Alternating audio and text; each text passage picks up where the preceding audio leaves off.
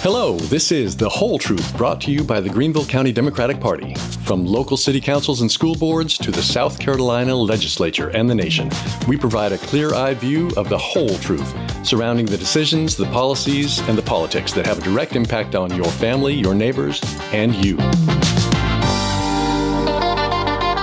The Greenville County and the South Carolina Democratic Party have made incredible strides in recruiting extraordinary candidates for elected offices across South Carolina. In many instances, we even have primary election contests between multiple Democratic candidates from which you can choose. Because of this, we decided to interview as many of these candidates as we are able in order to have you be well informed as you vote in the June 9th primary elections. Hi, welcome to another episode of the Whole Truth podcast by the Greenville County Democratic Party. I'm your host, Charles Morris, third vice chair, and I'm joined today by a very special guest, Angela Aiken, who is running for county council in the 23rd district. Ms. Aiken, thank you so much for joining us today. Thank you so much for having me. So we just want to obviously get to know you a little bit, right? And, talk about the campaign and kind of why you're running. So my first question is, you lived in New Washington Heights your entire life. On the same streets where you grew up, you still live there. So for those who don't know the area, what is the one thing about your neighborhood that makes it worth fighting for on county council? Because it started out being all Black homeowners. We wasn't renters over here. Family oriented, togetherness, closeness. It's still very unique. Well, tell me about that. What makes the neighborhood unique? What have you seen change in the neighborhood, besides what you just mentioned?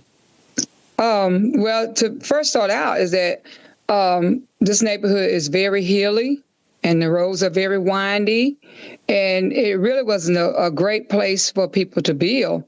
But Black people with the push to be able to be a part of, they took this community and they built this community with their bare hands and stuff. And everybody was homeowners. The whole entire neighborhood was homeowners.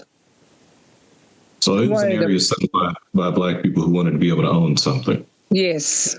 They wanted to be a part because at that time, whenever this came about, Black people was not allowed in certain areas to have ownership or to live, like downtown Greenville and stuff. Black people couldn't live down there. Right. So how far back does your family go in the area? Well, I'm over 60, and my family moved here. Nobody would ever know that, by the way. That's impossible to believe. Yes, I'm over 60, and my family moved over here when I was like 4 years old. Okay. So it goes back a long way. Yes, my grandparents was homeowners over here, and they was the parents of 6 kids. Oh, wow. Okay.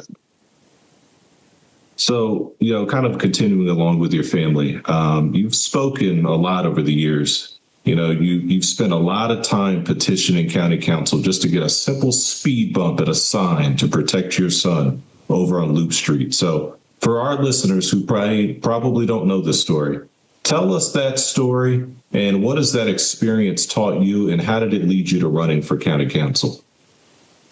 Well, first, with my son having the disabilities that he was born without his eyeballs, and he's totally blind. He has some cerebral palsy.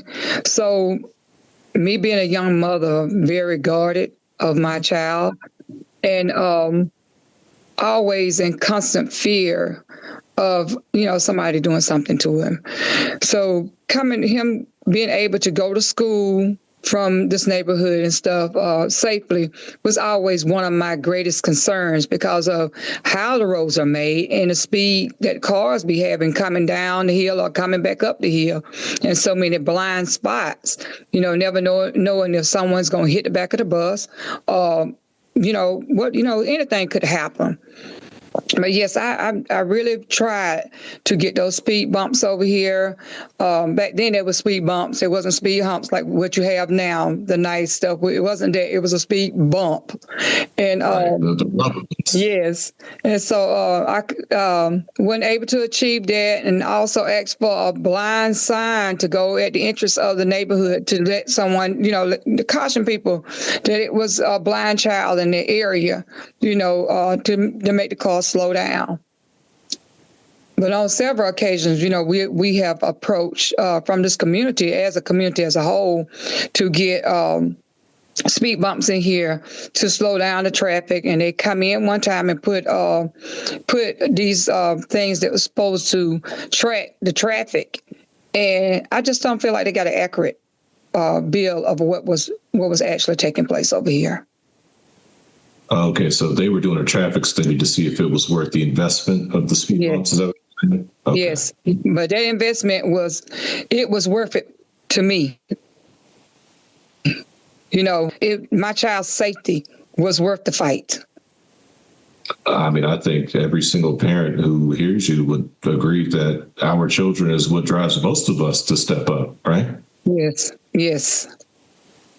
So kind of continuing along the trend of, county engagement in the community, right? So Greenville's a booming town, a booming county. Yes. I can't remember. It's the first or second fastest growing county in the state. And South Carolina is the fastest growing state in the country, which is just kind of crazy to think about, right? And you've lived here almost your whole life. I've lived here my entire life. We've both seen this change firsthand in our communities, right? So yes. You've been vocal that development should not also equal displacement for people like yourself and your grandparents who lived their whole lives there. So how does Greenville keep growing while we make sure that our neighborhoods are able to include the people who have lived their entire lives there and not push them out? One thing that I see is a lot of annexation. So annexation, in a lot of instances, it disenfranchises people.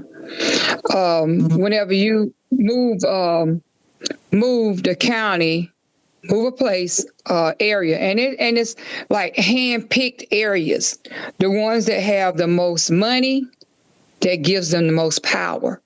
And not only that, whenever you move them from the county into the city, it allows the people that moves into the city, but they're still in your district, to have more voting power, more rights, more economic income coming in. They have more resources.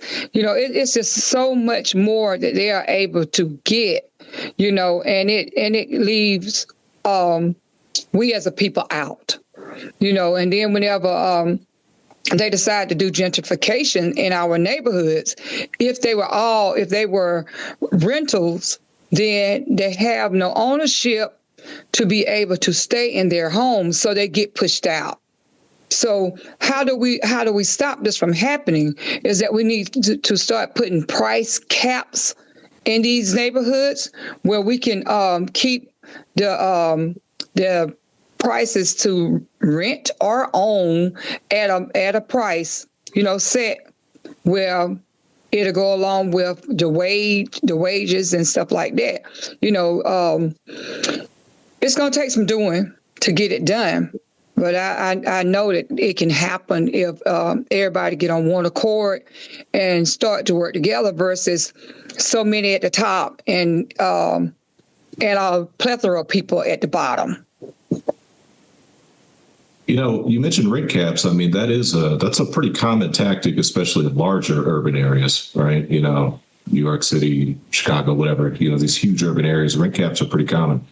Kind of continuing along what you were just talking about, you mentioned specifically the county's history of taking away resources, like you were just saying, right, from Happy Hearts Kitchen and Washington High Fields.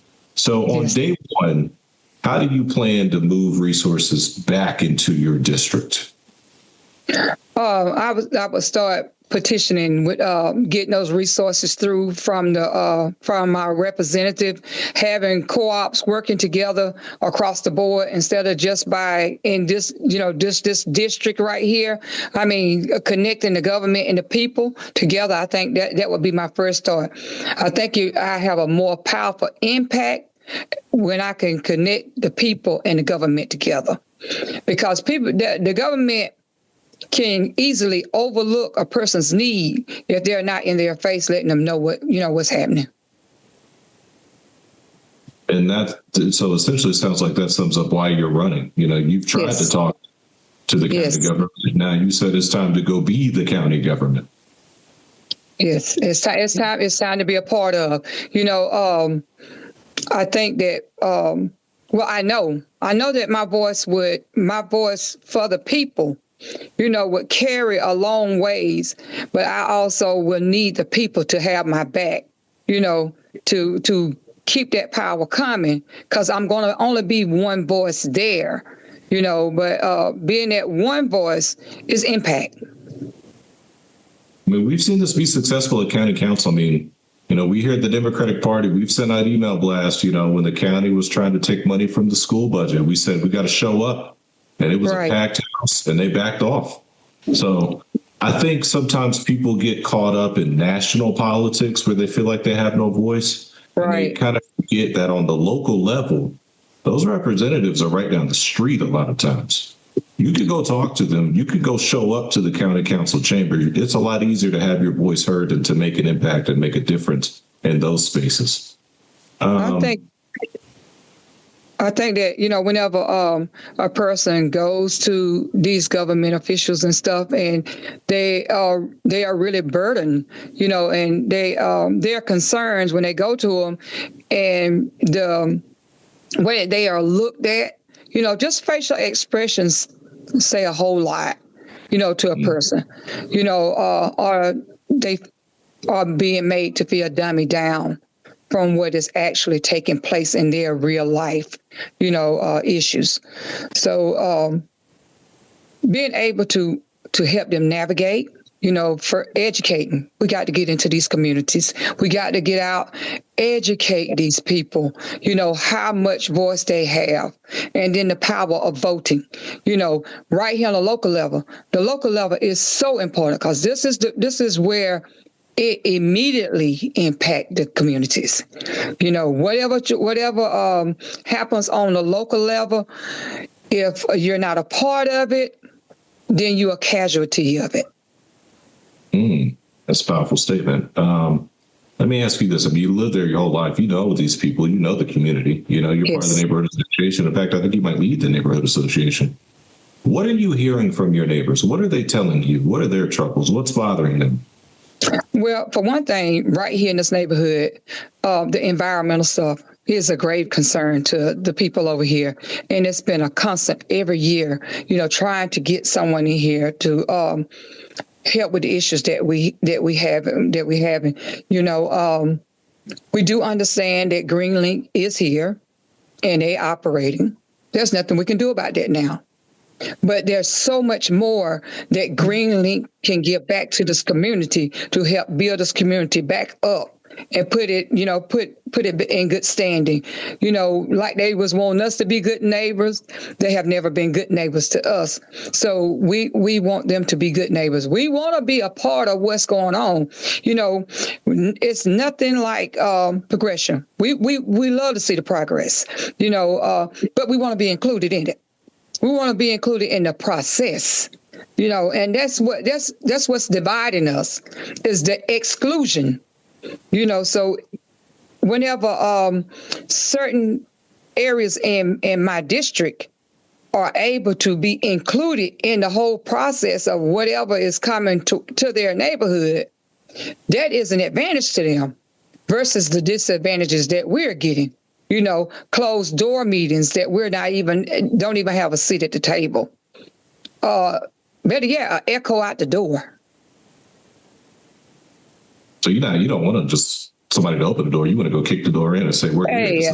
Look, The table already prepared. I can pull my own chair out. I don't need nobody to pull my chair out. I can pull it out myself. Just and have a seat. And so I know that this is achievable. This is very achievable. Strong communities are built through informed, empowered young people, and that starts with us. That starts with me, day one, going into that office. First county council meeting, bringing young people in to let them be able to be a part of the process, giving them foundational things to help them be better adults. We shouldn't be always pushing, further education whenever they get in high school. They need further education while they're in middle school. We need to get them early. If we get the kids early, then we can make them more powerful, and they'd be more powerful within the communities. I appreciate you saying that, because as the third vice chair of the county party, my primary role is to work with and help engage young Democrats. And engaging young people and helping to educate young people and answer whatever questions they may have, and not speak to them as if they're a voting bloc that's letting people down, but speak to them as if they are an important part of the future, which that's they right. are, is extremely crucial. And I appreciate you saying that. Let's go back just a little bit. You talked about Greenlink. I think most people aren't super familiar with what's happened with Greenlink in the neighborhood. Explain what's going on there. I think it might have been a bus depot or a maintenance center or something. Yes, it's a bus maintenance center. And what is happening here is that they park the buses here. They come in real late, some nights really late. And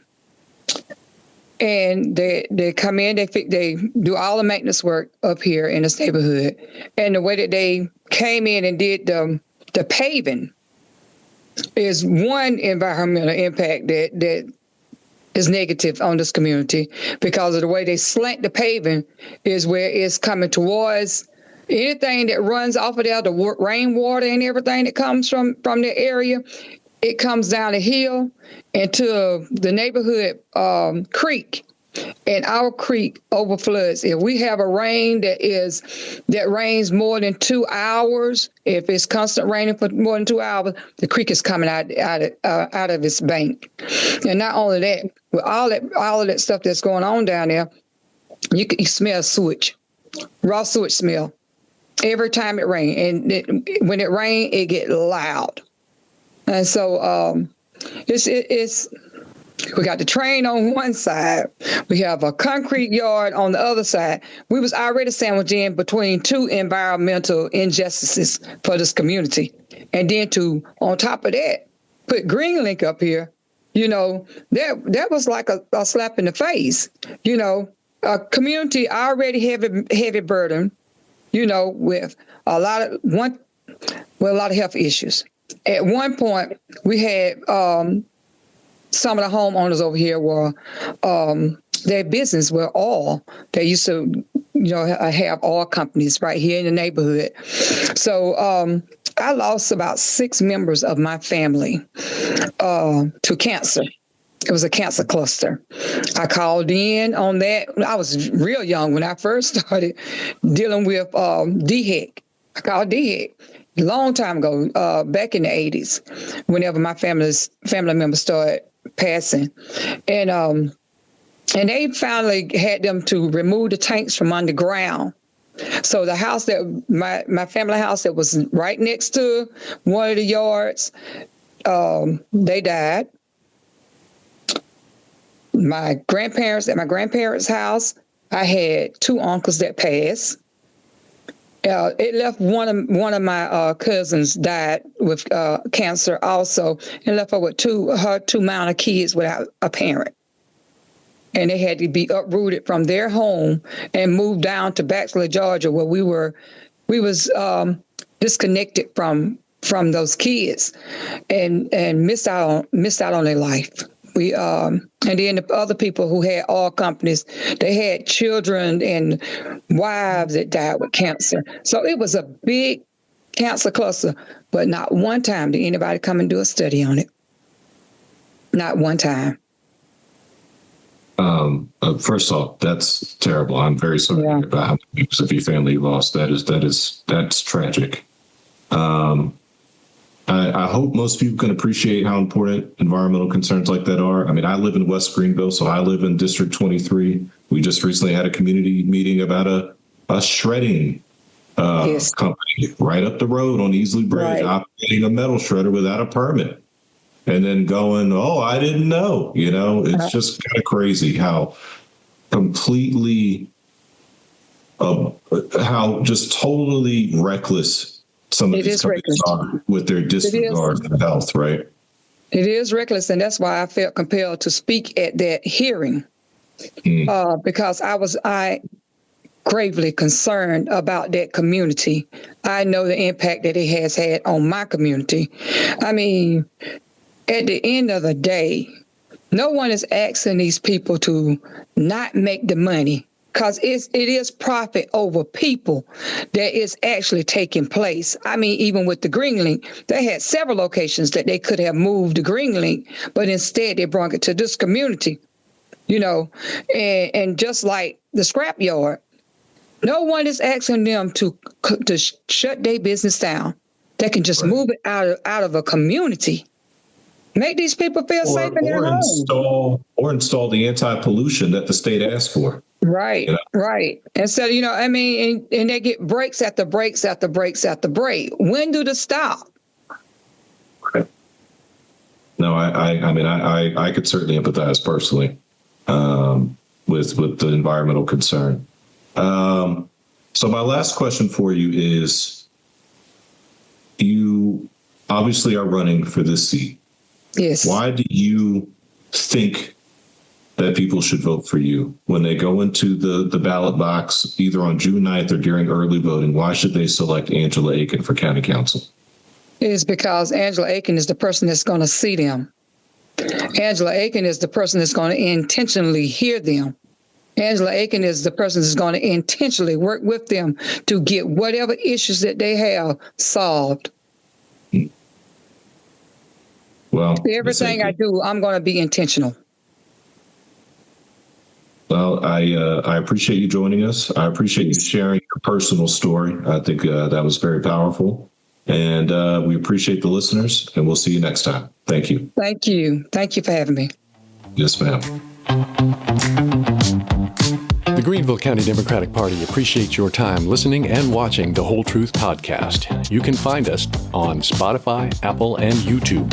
While you're there, please follow us, like or subscribe to this channel to help us spread the word.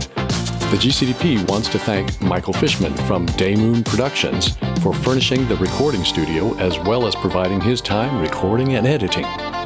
The Democratic Party needs you to get actively involved and join us at future events. You can find out about them at multiple locations like the GCDP website, greenvilledemocrats.com, and browse the events calendar. You can also keep up with us through our social media presence on Facebook, Instagram, TikTok, X, and Threads. Look for @GVLDem. Thanks again for listening. Let's get out there and do what we can to rebuild our government into one that serves us all. Thanks.